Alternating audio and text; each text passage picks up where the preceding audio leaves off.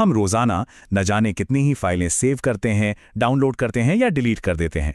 लेकिन क्या हमने कभी एक पल रुककर सोचा है कि जब हम ये करते हैं तो कंप्यूटर के अंदर असल में होता क्या है? आज हम ऑपरेटिंग सिस्टम की उसी छिपी हुई दुनिया में उतरने वाले हैं और ये समझेंगे कि कैसे एक हार्ड डिस्क के घूमने से लेकर हमारी स्क्रीन पर फाइल दिखने तक का सफर तय होता है। ये सेव बटन हम दिन में शायद 100 बार इस पर क्लिक करते होंगे। एक छोटा सा क्लिक और हमारा काम हो गया। पर असल में इसी एक क्लिक के पीछे एक बहुत बड़ी कहानी शुरू होती है। पर्दे के पीछे हमारा ऑपरेटिंग सिस्टम, सॉफ्टवेयर और हार्डवेयर की एक पूरी की पूरी पहेली सुलझा रहा होता है ताकि हमारा डेटा सही सलामत और महफूज रहे। तो चलिए आज इसी कहानी की गहराई में उतरते हैं।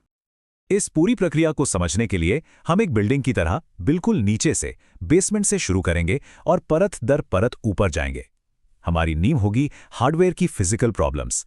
फिर हम देखेंगे कि ओएस कैसे स्पीड बढ़ाने के लिए स्मार्ट तरीके अपनाता है, डेटा को बचाने के लिए एक सुरक्षा की दीवार बनाता है और सबसे ऊपर हमारे लिए फाइलों और फोल्डरों का एक आसान सा नज़ारा तैयार करता है। तो चलिए शुरू करते हैं बिल्कुल जड़ से, एक फिजिकल प्रॉब्लम से। सालों तक हमारे कंप्यूटर्स पर राज करने वाली जो ट्रेडिशनल हार्ड ड्राइव्स हैं, वो अपनी बनावट की वजह से ही धीमी होती हैं।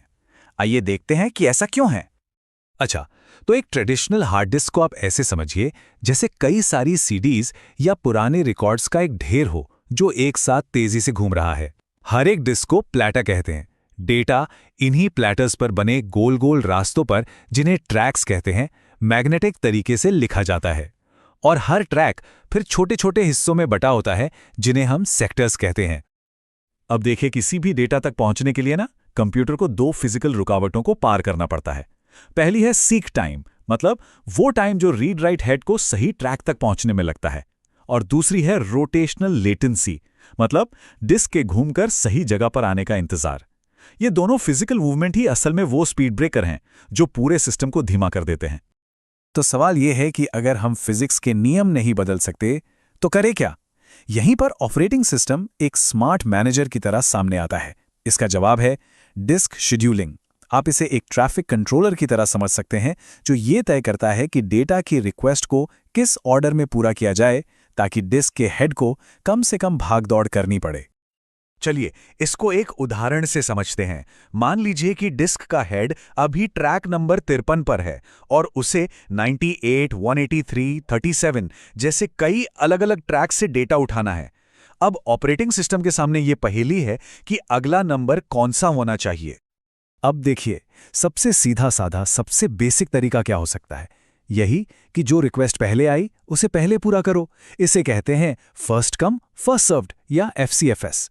इस तरीके में हेड बस बिना सोचे समझे पूरी डिस्क पर यहां से वहां कूदता रहता है, जैसे 53 से सीधे 98, फिर 183 और फिर अचानक दौड़कर वापस 37 पर।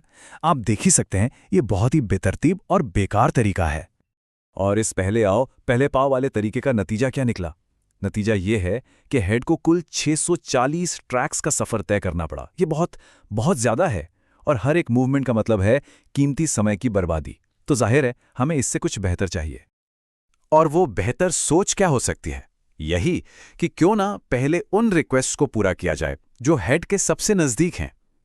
इसी सिंपल से आइडिया पर आधारित है एक बेहतर algorithm, shortest seek time first या SSTF। तो चलिए अब देखते हैं ये स्मार्ट तरीका यानी SSTF कैसे काम करता है।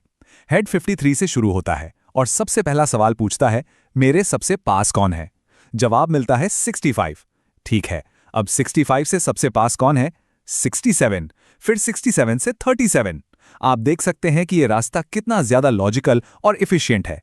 ये बस हमेशा सबसे करीबी स्टॉप पर रुकता है। और इसका नतीजा? अरे वाह! SSTF के साथ हेड की टोटल मूवमेंट घटकर सिर्फ 236 सिलेंडर रह गई। 440 के मुकाबले 236। ये एक जबरदस्त सुधार है और ये हमें साफ साफ दिखाता है कि एक स्मार्ट एल्गोरिथम परफॉर्मेंस को कितना ज्यादा बेहतर बना सकता है। लेकिन रुकिए, यहाँ एक बहुत कॉमन गलती है जो अक्सर स्टूडेंट्स करते हैं। उन्हें लगता है कि SSTF ही बेस्ट है, पर ऐसा नहीं है। SSTF में एक प्रॉब्लम हो सकती है जिसे स्टार्वेशन कहते हैं। मतलब हो सकता है कि डिस्क के कोनों पर जो रिक्वेस्ट हैं उनकी बारी कभी आए ही नहीं।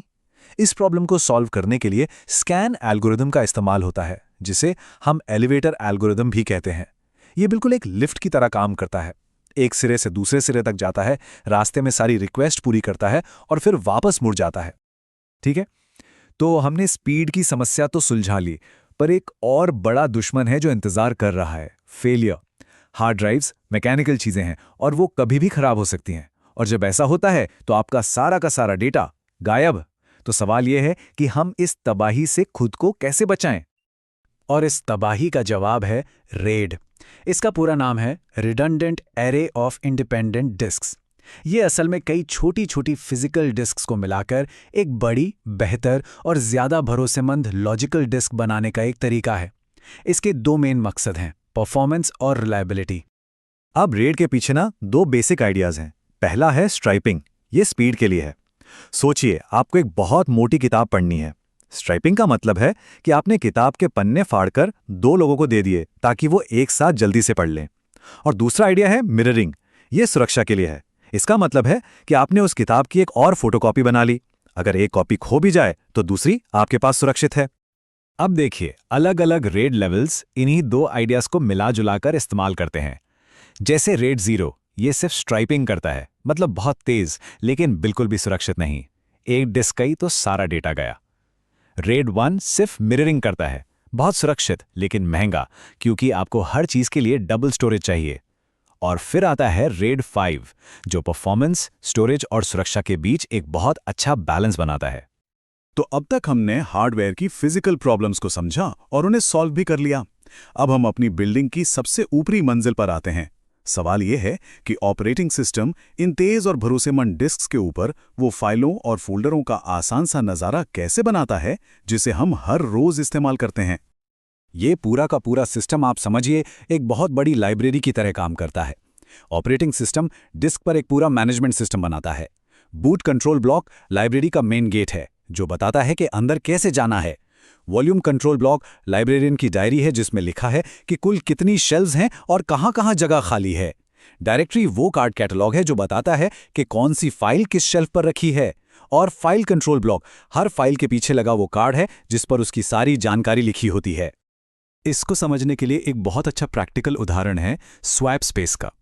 ये वो जगह है जहां ओएस तब डेटा रखता है जब आपकी रैम भर जाती है। अब ओएस के पास दो ऑप्शन है। वो इसे एक रॉ पार्टीशन में रख सकता है, जो एक रेस ट्रैक की तरह बहुत तेज होता है, लेकिन उसका साइज फिक्स हो जाता है। या फिर इसे एक नॉर्मल फाइल की तरह रख सकता है, जो ज्यादा फ्लेक्सिबल तो है, लेकिन फाइल सिस्टम की वजह से थोड़ी धीमी हो जाती है। ये स्पीड और सुविधा के बीच का एक क्लासिक इंजीनियरिंग ट्रेड ऑफ है। तो चलिए, अब तक हमने जो कुछ भी सीखा है उसे एक साथ जोड़कर देखते हैं।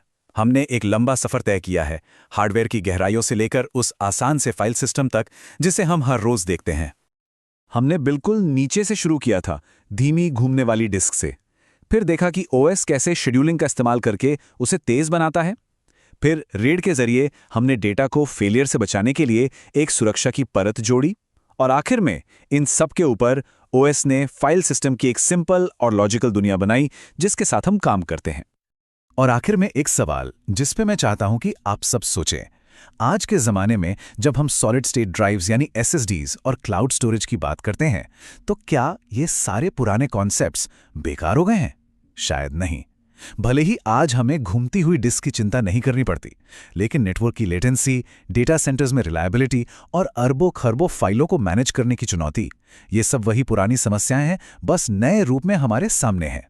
ये बुनियादी सिद्धांत आज भी उतने ही जरूरी है, बस उनका खेलने का मैदान बदल गया है। इस पर जरूर सोचिएगा।